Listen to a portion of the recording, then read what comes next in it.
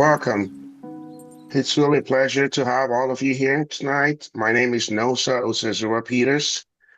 I'm Associate Professor in the Department of Head and Neck Surgery and Communication Sciences at Duke University School of Medicine and also a member of Duke Cancer Institute. Tonight, I'll be joined by a very um, important group of panelists. We'll have Dr. Julia Roark from the University of Washington Fred Hutchinson Cancer Center as one of our medical panelists. And we also have Julia Porter from Indiana University Health, who is also a survivor of adenoid cystic carcinoma and an Alliance ambassador. Also, as part of the panelists, we have Ambassador Lawrence Laurie Trainer, who is a survivor of throat cancer. And tonight, together, we'll address this topic, hope and healing, addressing emotional needs during the head and neck cancer journey. Welcome, everyone, and we are pleased to have you. So, the diagnosis of head and neck cancer can have a profound impact, not only on patients, but also family members and caregivers. And tonight we'll be talking about the burden of these mental health challenges that patients face, but also we will also discuss some strategies, practical strategies for coping and maintaining mental wellness during the journey of being a survivor of head and neck cancer. This webinar will be recorded for those who may have to leave early. So we also ask you to provide a survey as a feedback on this webinar. As we go forward, we would like to give there will also be question and answer at the end of this as well, so that we can try to address the questions during the time that's allotted. To get started, I'll have a brief presentation about the epidemiology and population health aspects of mental health amongst individuals with head and neck cancer. Just some disclosures that I'd like to make you aware of. Why is this topic important to me personally as a scientist? It's because of my background, trained originally as a dentist, interested in oral maxillofacial surgery. Over 10 years ago, I had the good fortune of being asked to give a talk related to the dental complications of head and neck cancer. And after I gave my talk to a group of survivors like we have tonight, I had this question posed to me by one of the survivors. Doc, do you know what it feels like when any food you eat tastes like cardboard? I tell you, that was a moment that I will never forget. And it's a moment that has set me on this journey to understand, to investigate, and to mitigate the burden of mental health among individuals with head and neck cancer. So when a patient is diagnosed with head and neck cancer, there are a lot of things that they worry about. There are a lot of concerns and priorities. What do I eat? How do I chew? How do I swallow? What would my voice sound like? But also, very importantly, how will I appear? So this issue of body image or concerns about how you look is especially profound amongst individuals with head and neck cancer because of the level of disfigurement that's associated with the disease. And so I don't want to bore you with the science of this, but studies after studies, including this two that is shown on the screen, shows that this body image concern is actually a very important concern amongst individuals with head and neck cancer.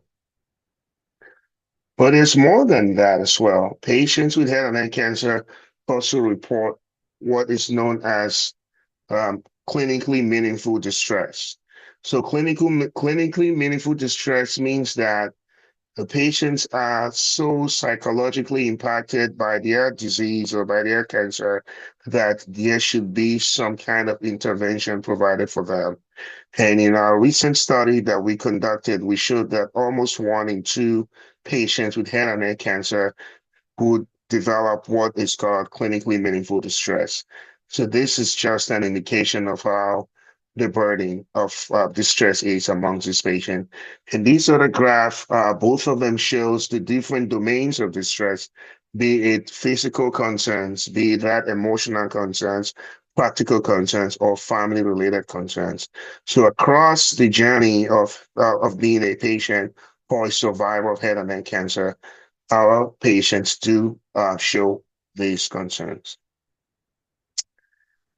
In addition to body image and clinically meaningful distress, we also know that many of our patients also present with depression, major depressive disorder, which could affect other activities of daily living.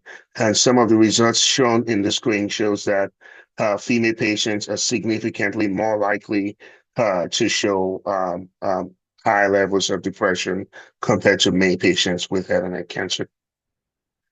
Unfortunately, when all these psychosocial concerns are not properly managed, we've also seen this burden amongst our patients with head and neck cancer, which is suicide.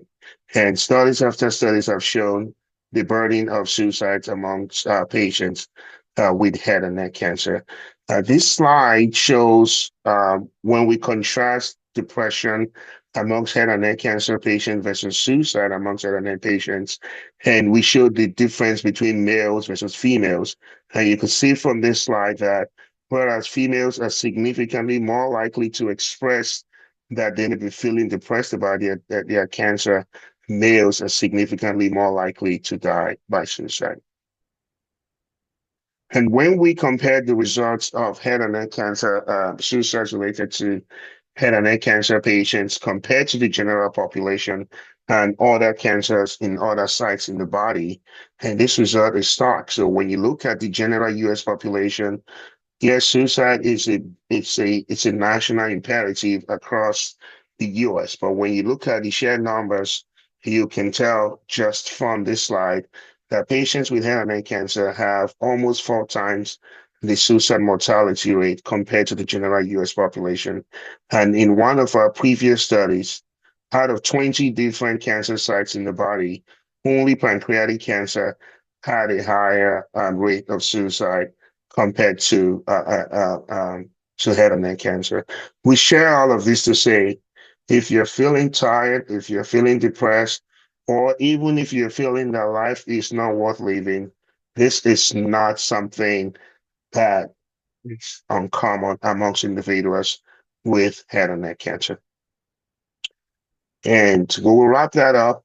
This is, again, the same slide showing that when we compare head and neck cancer versus other cancers that are not head and neck cancer, we show that patients or survivors of head and neck cancer are almost 2 times more likely to die by suicide compared to all other cancers grouped together. So, in a nutshell, this burden and this challenge of the emotional toll of patients with head and neck cancer is real, and we want to acknowledge it. But there's more we can learn from people like Laurie and others who have survived this cancer and have continued to thrive. So the next speaker that we'll have tonight is Laurie Trainer, originally from Massachusetts. Laurie will join us now as he shares his journey with us. Laurie left behind the snowy winters of Massachusetts for the warm sunshine of Jacksonville Beach, Florida.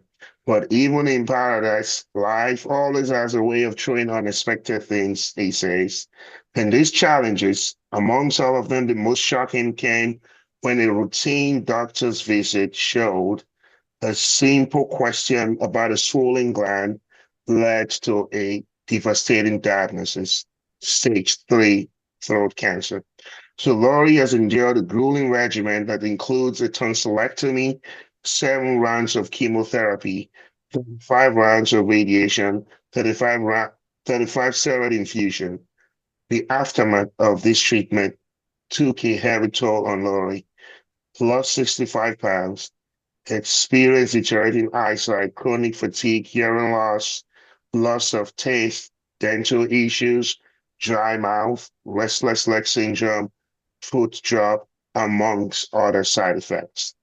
As an addiction and recovery specialist, Lori is dedicated to helping others navigate their struggles with resilience. He encourages individuals to embrace their journey mentally, emotionally, and spiritually, finding strength in humor and support from cancer-related organizations. It is my pleasure to welcome Lori to this conversation. Lori, please. Thank you. Uh, my name is Lawrence Trainer. My nickname is Lori. My friends call me Lori. I'd like you all to. I'm 72 years old, retired, living in beautiful Jacksonville Beach, Florida. And my favorite color is blue. I want to thank everybody for attending, and Nosa, thank you for the introduction. I've always said that my family doesn't suffer from mental illness. They actually rather enjoy it.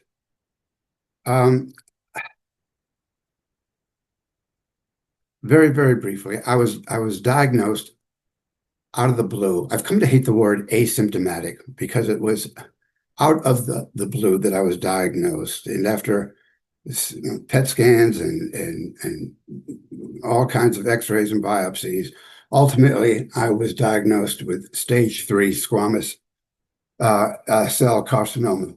And my treatments for cancer began on January in 2021. And they included 35 radiation treatments, 7 chemo treatments, and 35 steroid infusion treatments. I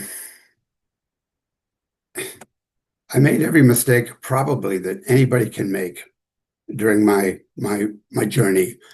I find that there are 1 or 2 people typically that when they've been diagnosed with cancer, they either want to find out absolutely everything they possibly can, or like myself, they almost go into denial. They still can't believe that this could possibly be happening to them.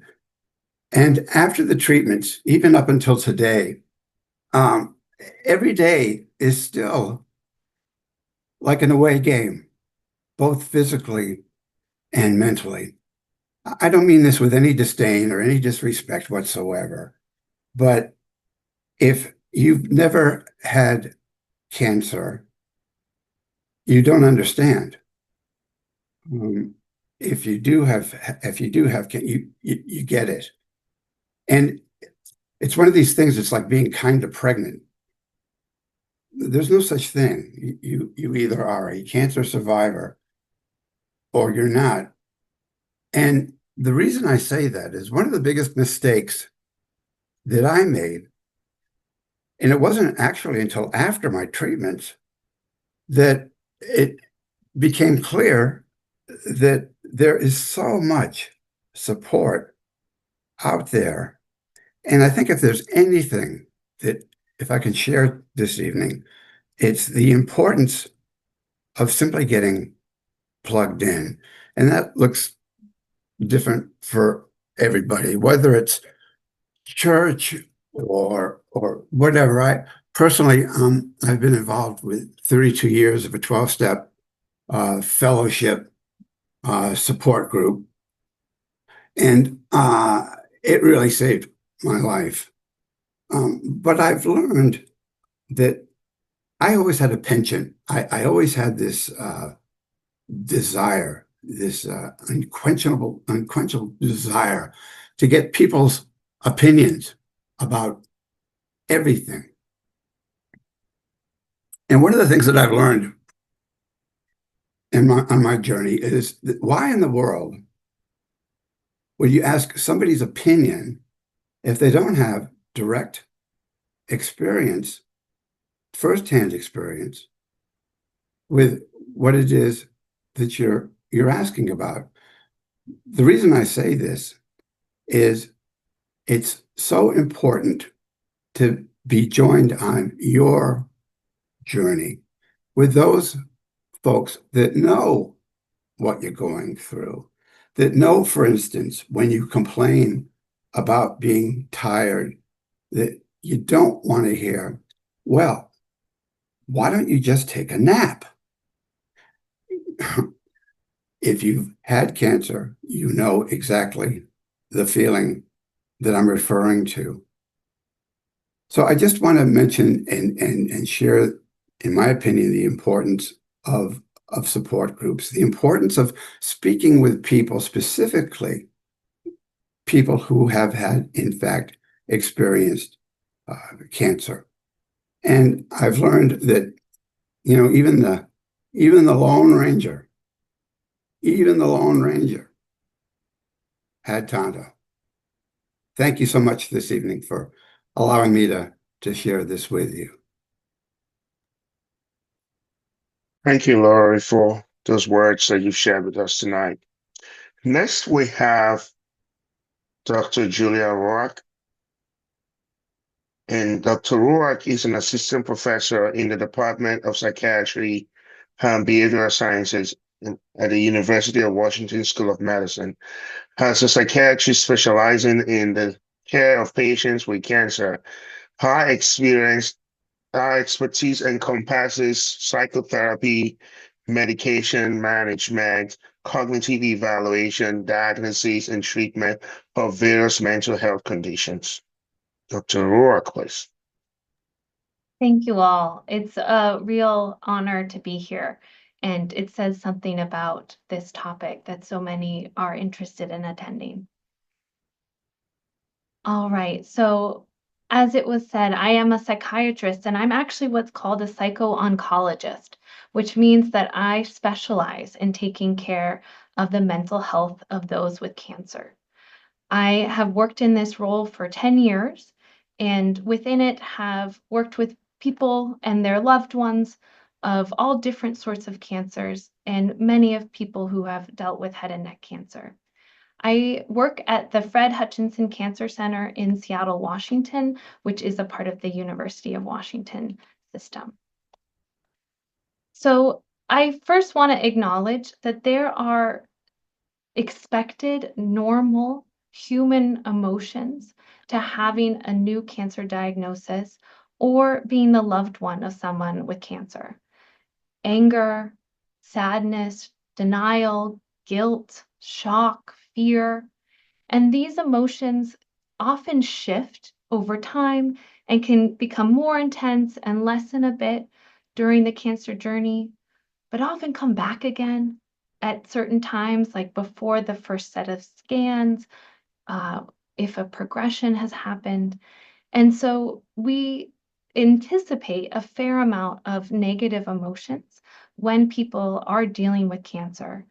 And we know that's normal because cancer is usually devastating and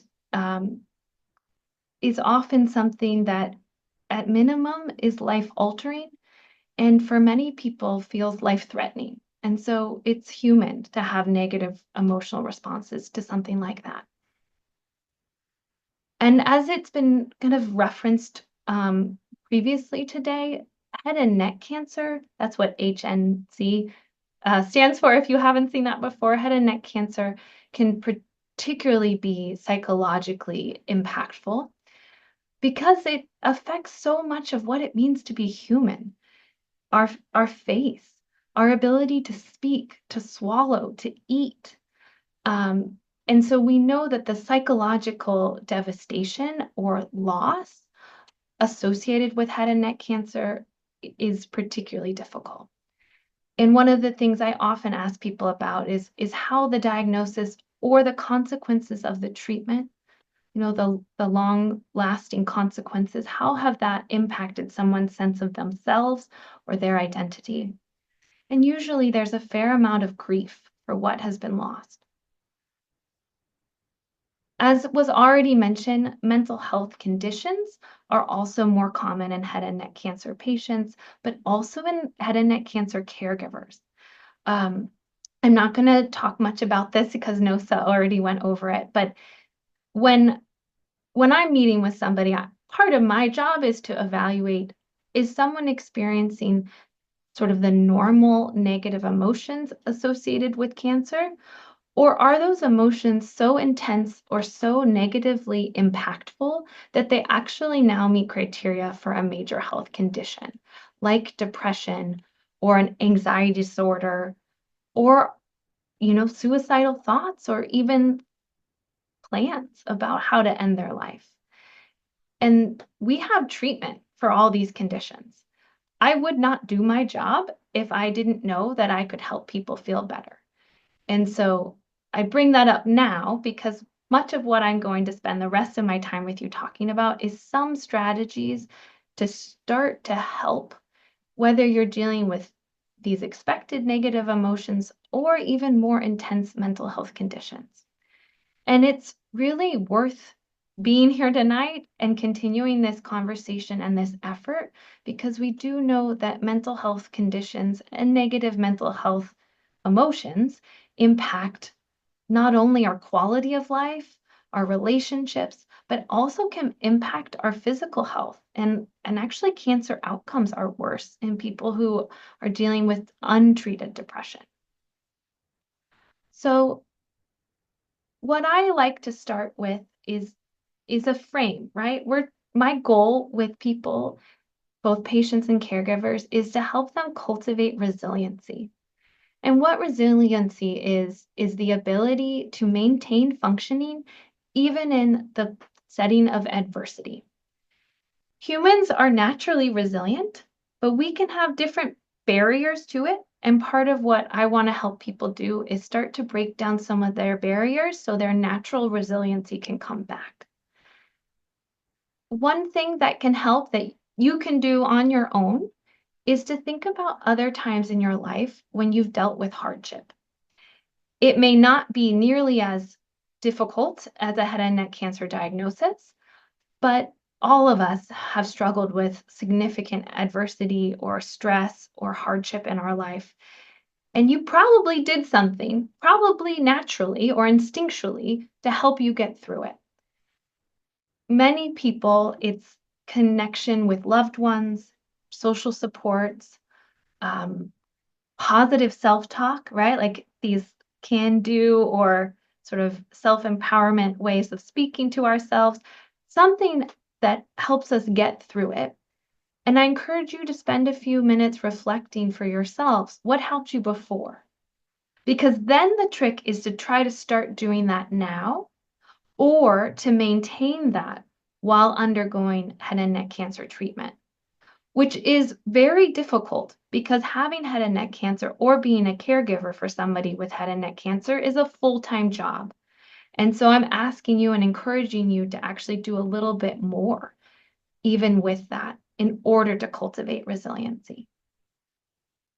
Another thing that can help is reflecting on your values, having a sense for you, what makes my life meaningful? And when you think about that, think about a variety of things, and what of those things are still accessible to you, even in the setting of head and neck cancer? And then to commit your energy to doing those things, right? For some people, that's their social connections, their desire to be with their loved ones. So that's something that you've got to keep up in some way, even during head and neck cancer. For other people, it might be spending time in nature or being a part of a faith community or learning a new skill that you're somebody who needs to be stimulated with new things. Then how can you incorporate that even into your life right now? Which again is difficult, but doable. So now let's talk about those negative emotions that come up. And this is going to sound obvious, but often it's not. The first step in working through some of those negative emotions like grief, depression, fear, is to actually identify what you're feeling. You may be feeling something different physically or emotionally than you've ever felt before. And it's human to actually try to avoid that, to push away those negative emotions, because we don't want to feel worse. But I'm asking you spend a little time doing the opposite and actually allowing yourself to try to fully feel whatever those negative emotions are so that you can identify them for yourselves. Maybe it's anger, maybe it's sadness, but you want to know, what do I think this actually is that I'm feeling? It can be helpful to say it out loud to somebody you know, or to journal it, or even just to think it in your head. But once you know what it is, it gives you a tiny bit more control over it, and it allows you to then find specific strategies to help you lessen or process that emotion. For example, if depression or sadness or anger are what's coming up often for you, a simple exercise that can help decrease some of that negativity is something called a gratitude exercise. And a gratitude exercise is forcing yourself every day to name 5 things that you were grateful for. Sometimes that's really hard to do. And so then I encourage people to just name 5 things that didn't suck today. And it might be as simple as, we got a parking spot within 2 minutes of entering the parking garage at the clinic. Or, I got a nice text message from my sister today. But this intentional focus on something neutral or positive can help slowly lessen some of that depression. Similarly, anxiety or fear is incredibly common in people with head and neck cancer, as well as their caregivers and loved ones. And there's a number of different techniques that can help decrease the intensity of anxiety. One I'll say now is called controlled breathing. It's also called square breathing, box breathing. You may have heard of it, and it can sound simple, but actually be quite helpful. And that's the experience of forcing yourself to slow your breathing. So breathing in for a count of 4, pausing, and then breathing out for a count of 4 or 5.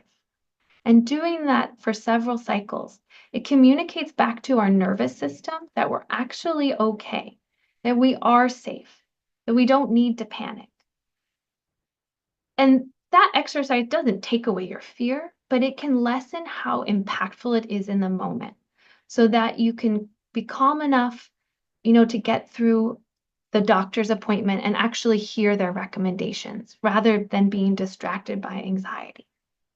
There's other strategies I'm happy to share. For the sake of time, I'm not going to say it here, but if you have questions, we can go through it in the question and answer section. Another thing that I do want to highlight is the value of intentionally decreasing substance use. For many people, substance use is associated with actually worse depression or anxiety and worse physical health, particularly in those with head and neck cancer. But it can be really hard. Sometimes we use alcohol to help us calm our nerves. But this is an opportunity to try to limit it as best you can. And I want to tell you that if that's not going well, we have treatments. There are both medication and non-medication strategies that are effective in helping people decrease their substance use. Now, for many people, the few strategies I've mentioned here are simply not enough.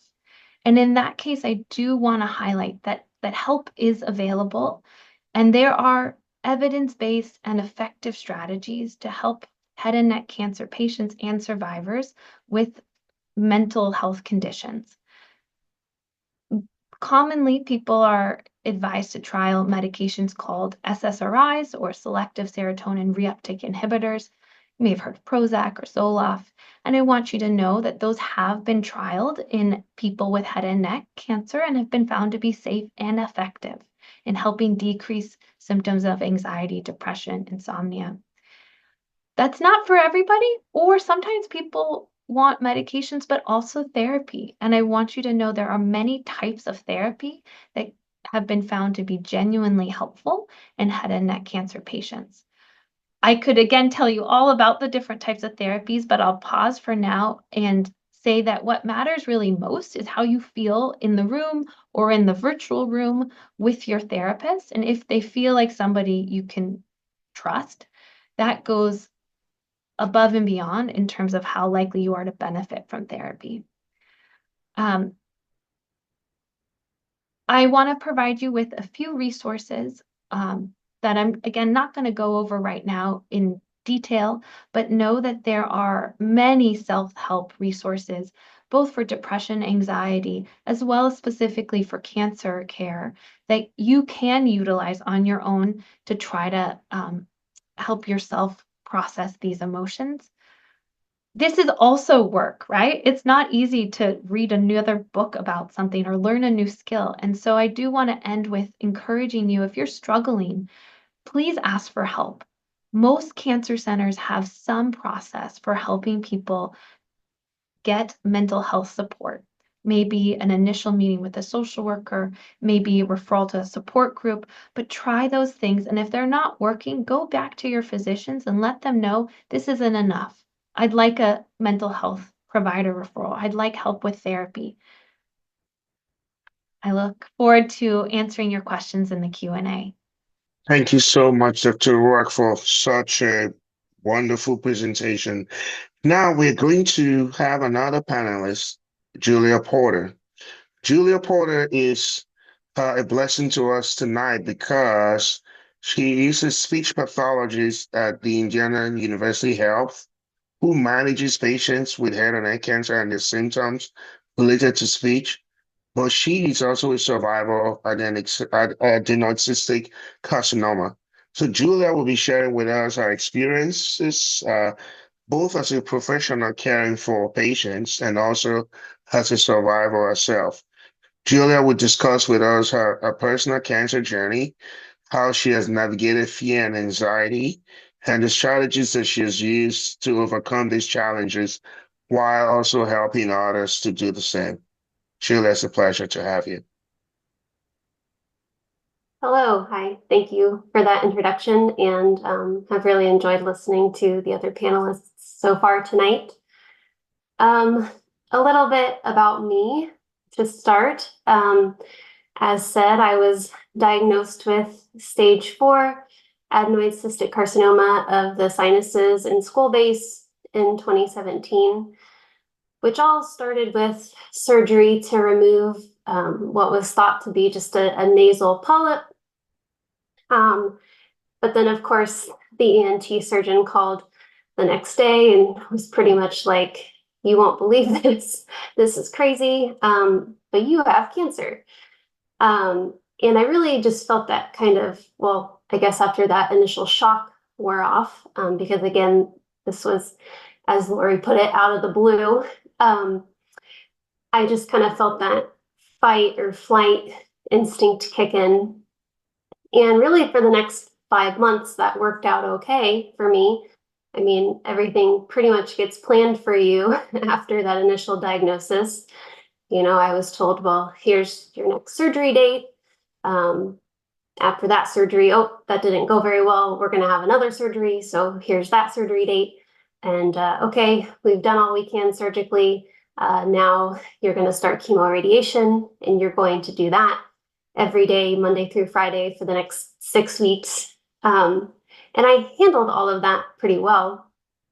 I remember my radiation oncologist describing me as stoic. I was always the one filling out a 1 on the distress thermometer, if you ever got one of those. But then, you know, suddenly you're ringing the bell and you're done, and it's time to move on. And I discovered pretty quickly that you can't just live in fight or flight. That's not really sustainable. And really with something like adenoid cystic, that really just likes to come back. Even years later, I knew I couldn't live in this fight or flight, just kind of waiting for the other shoe to drop, I guess.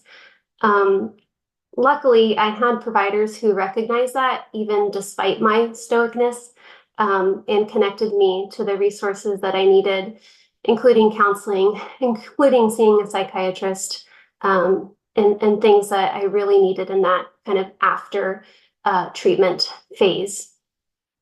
And as it says on the slide, and in the introduction, I'm also a speech pathologist. I was a speech pathologist before my diagnosis and always had an interest in working with head and neck cancer and kind of was a little bit at that time. And now, really, that's primarily what I do, or a big part of the population that I work with. And I really can't overstate the impact that going through diagnosis and treatment has had on my approach to patient care. And even though my own experience and side effects and things like that are unique to me, and the person sitting across from me has their own experience and journey and side effects, we both kind of have that common denominator of being told you have cancer and having that divide in your life, between the before cancer and after cancer life. And so as a speech pathologist working with head and neck cancer, we're often treating things that are really central to one's quality of life and therefore mental health and well-being, especially swallowing. And I have learned that how we talk about those topics and how we approach them in those clinic visits and therapy sessions can really impact mental health outcomes. It's not always about the outcome of the therapy, but more the journey that it took to get there and the way in which we are kind of covering these really sensitive topics. And so kind of bridging that provider and survivor role, I hope that whether you're a provider or a survivor, that you'll find some of this information helpful.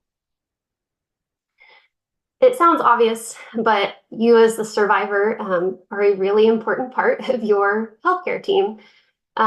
So whether you're in the initial phases of diagnosis and treatment planning, or you're dealing with the aftermath, your care should be delivered in a manner that puts you at the center and gives you an opportunity to be an active and engaged participant if you want it that way. And I think Lori had a good point earlier of, there are different types of patients, right? Some people want to hear everything. Some people don't want to hear anything. But regardless of what you want for your care, it should be delivered to you in that manner. And despite best efforts to do this, and in fact, I would say that this kind of topic of person-centered care is very, kind of feels like a bit of a buzzword lately. Any conference or meeting that your providers go to are going to have some sort of talk about person-centered care. And despite everyone agreeing that this is really important, and that providing care in a way that's person-centered can have either a negative or positive impact on someone's mental health outcomes, there's still not a lot of consensus as to what that looks like in practice. And despite best efforts, there can be missed opportunities. And this doesn't mean that these things are intentionally omitted from your care, but things like not being asked what matters most to you, or being felt like your decisions are made for you and not with you. And this can be anywhere from the treatment that you're receiving for your cancer to, something related to your rehab needs. And again, often this is not necessarily intentionally omitted, but when you are sensing these missed opportunities, there are some tools that can be used to kind of deepen or enhance that care journey. And so naming what's important can be a really powerful way to kind of bring your goals, values, what matters most to you into that clinic room. Yes, I'm here to work on swallowing, but the reason why, or my why, is because it's important to me to be able to eat at the dinner with my family. So kind of, again, brings a little bit more of you outside of the clinic room into connected to your care and connected to your therapy. Maybe it's assumed that you want to work on swallowing because your diagnosis is head and neck cancer and it says dysphagia or trouble swallowing on the order. But really what matters most to you is being able to speak more clearly, because your job requires a lot of talking.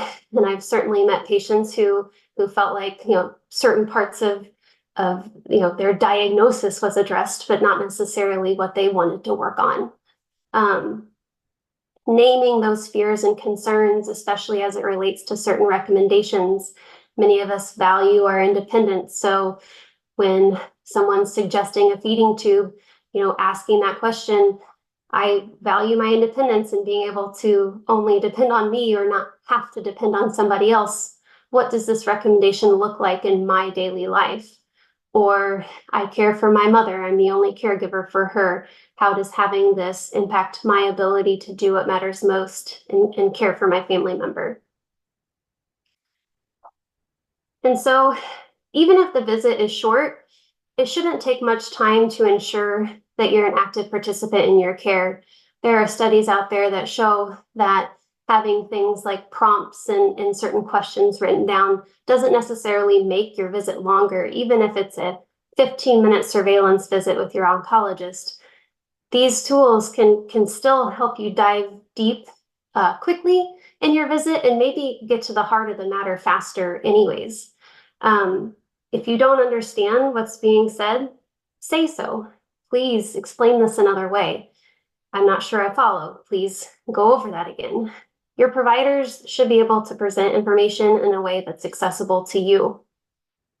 If you're able to bring an extra set of eyes, ears, writing utensils, that would be wonderful. Maybe having somebody on call from afar if there's nobody nearby. I do want to take a note or make note that before recording anything to ask, as many clinics have some privacy policies in place, but if you do need to record so that because you are your only eyes and ears, ask for permission to do so. Writing down prompts can be really valuable. Again, if you don't know where to start, actually Google, or I guess I should say like ChatGPT now, but there are a lot of really reputable sources online that can give you some lists of questions to ask at your cancer visit. Again, if you're not quite sure where to start, or maybe that will help jog your memory as to something that was important for you to ask that you forgot to write down. Listing what matters most to you, your priorities, your concerns. These don't have to be questions. They're simply just things that are important to you that you want to make sure are talked about in your visit. And I also want to note, it's okay to not advocate every time. It's okay to just take a step back and rest. It's not on you or on your responsibility to make sure that you're receiving person-centered care. But again, these can just be some helpful tools in your toolbox. And because I can't take my SLP hat off, I also think that these are some important questions that could be asked if any of you are seeing or still working with a speech pathologist. Again, we're talking about things that are often very central to one's quality of life and very personal, whether it's from a cultural background, from a family background, from a values-based background.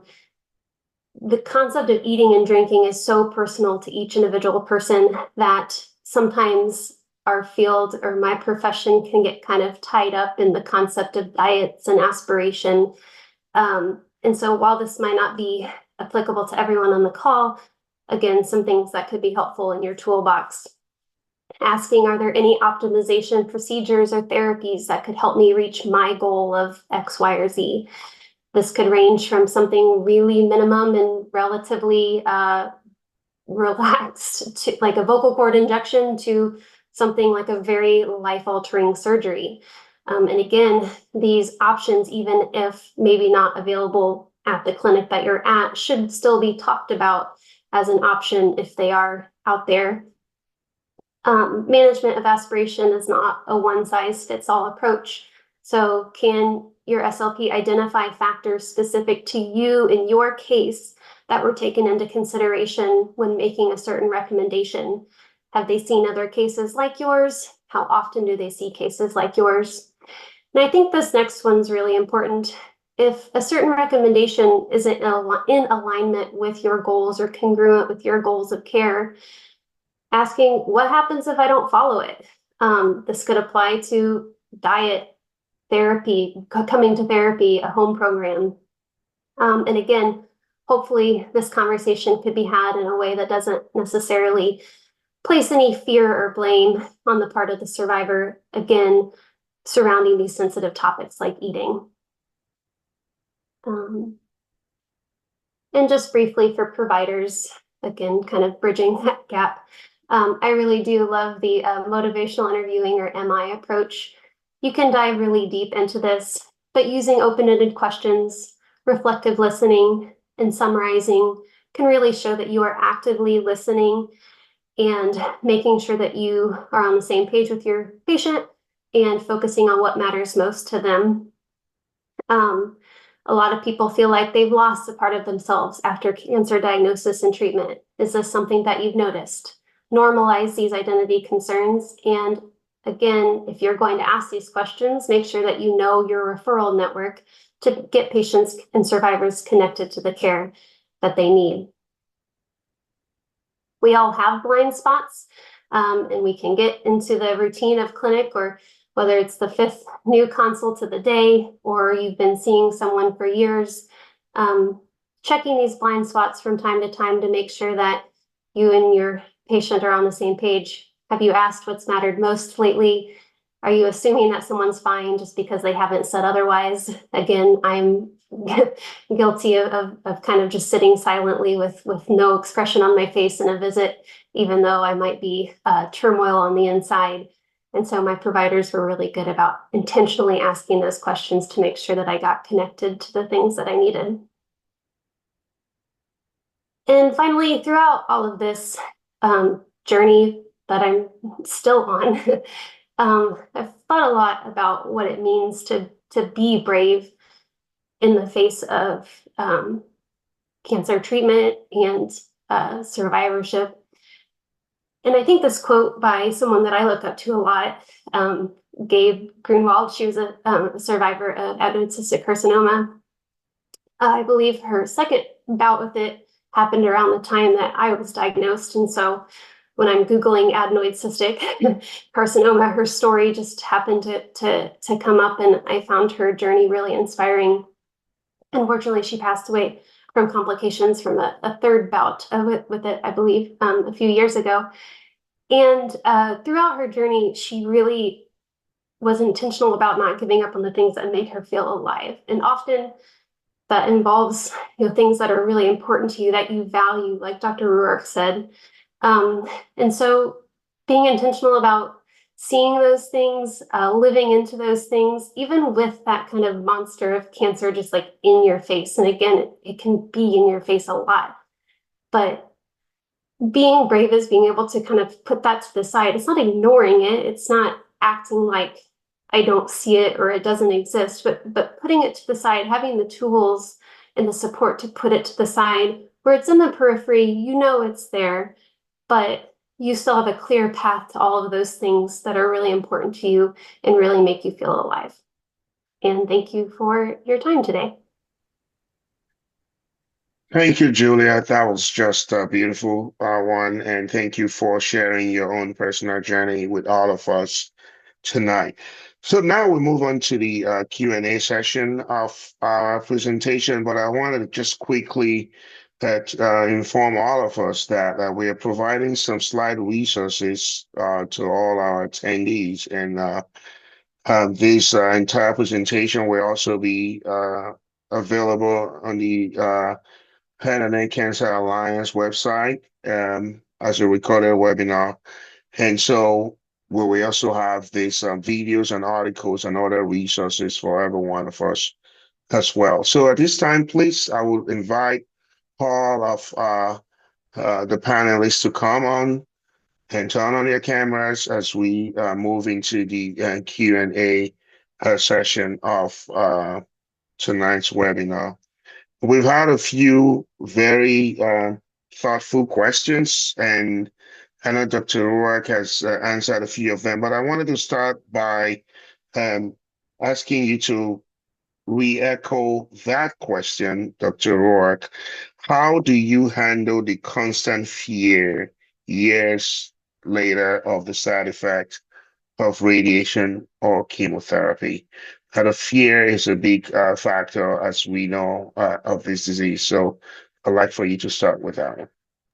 Sure. And I was just Sure, and I was just typing the answer to another question, very similar, which I didn't fully answer, but I hope I answered a little bit, or at least acknowledged, which is that the fear of recurrence or the fear of, just fear in general in so many different capacities is incredibly common and pretty much expected to some extent in people dealing with cancer, and particularly in head and neck cancer.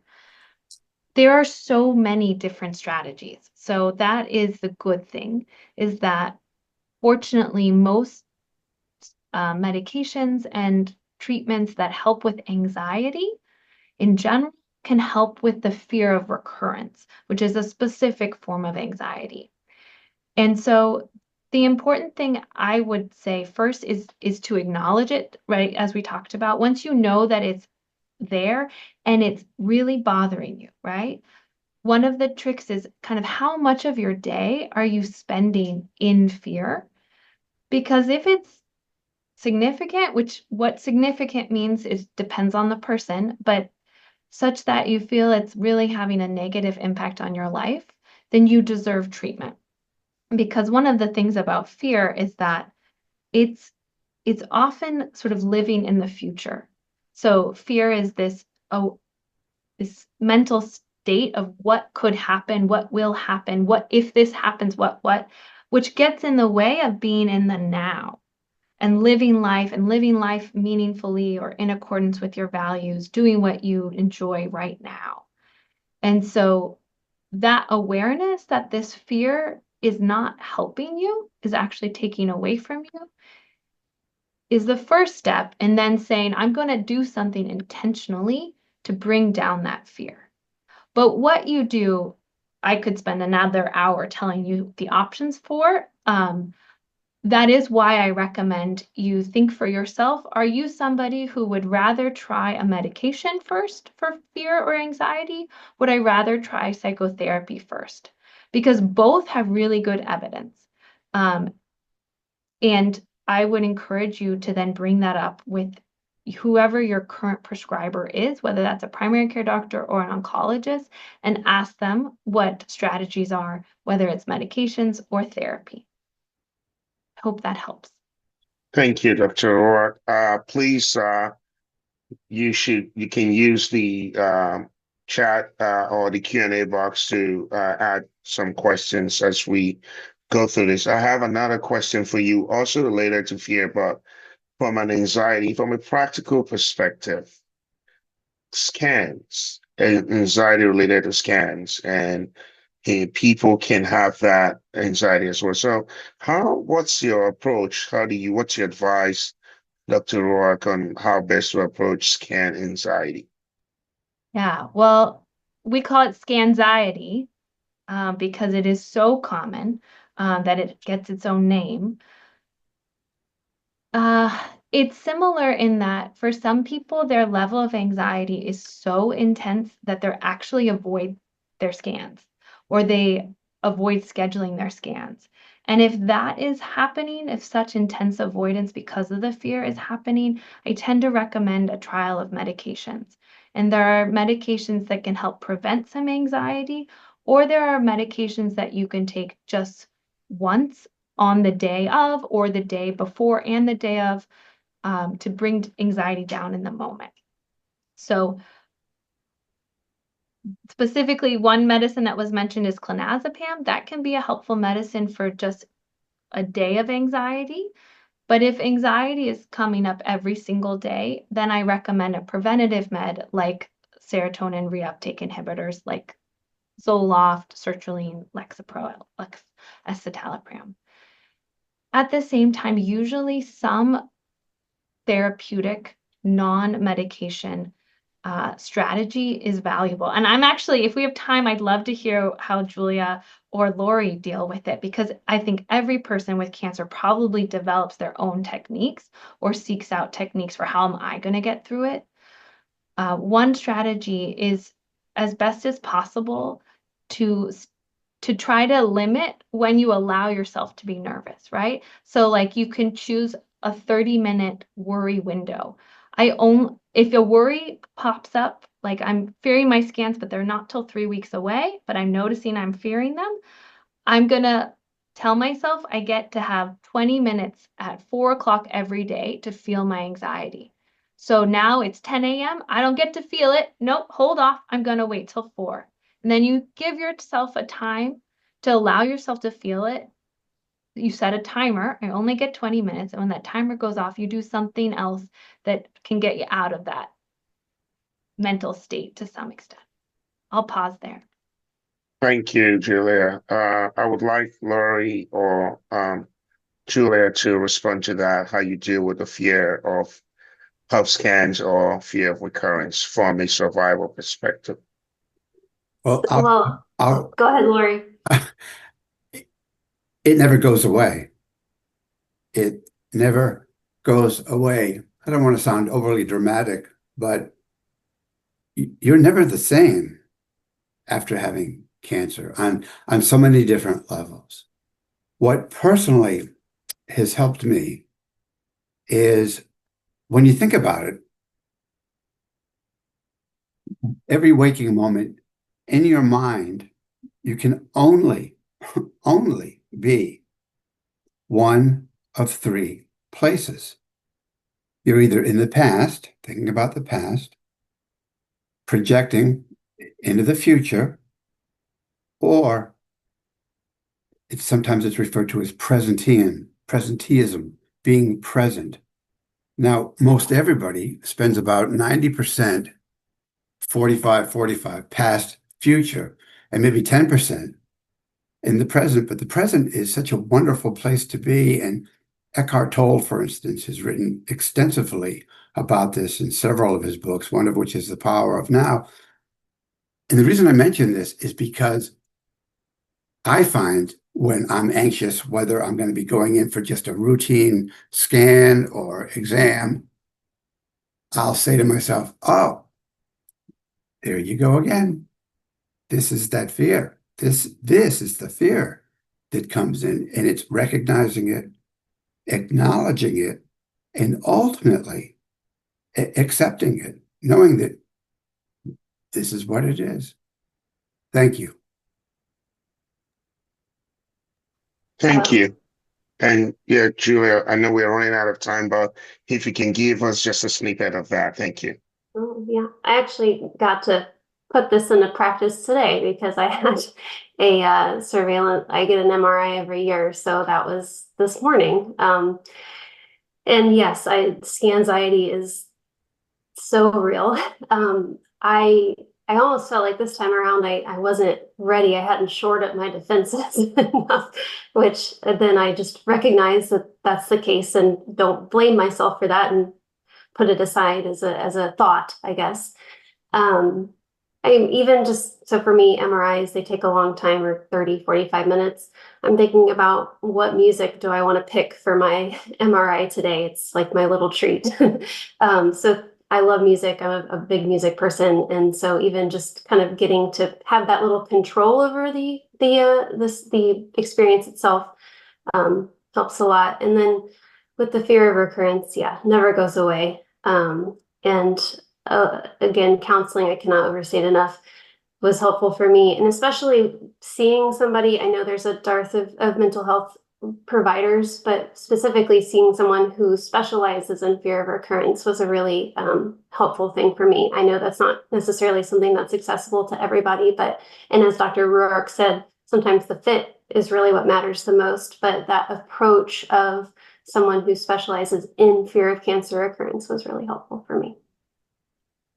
Thank you all, and thank you to this wonderful panelist. I wish we could go on. This is a very important topic. I just want to wrap up on this point.